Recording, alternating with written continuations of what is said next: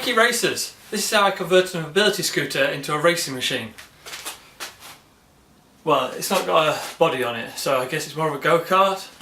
So oh yeah, it hasn't got a motor either, so I guess it's a gravity racer. Anyway, that'll come later.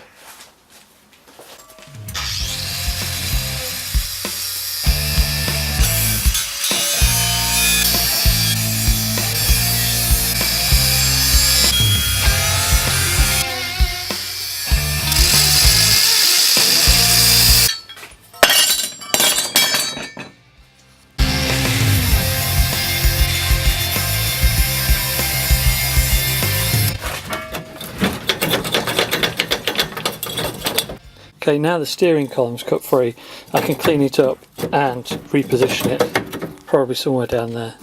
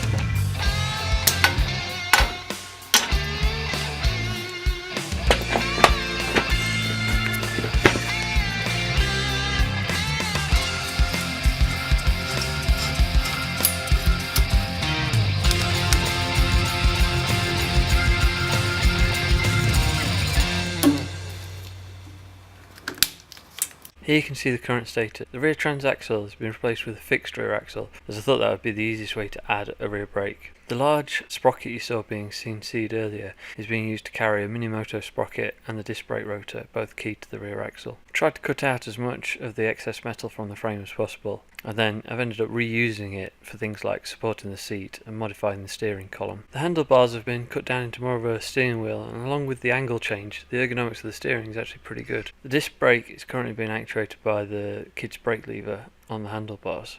That'll eventually be replaced with the work in progress pedals you can see here, also actuating a throttle pot. But I'll cover that and the electrical system in the next video. Since I've now got brakes and steering, time for a test drive. We're going to need a steeper hill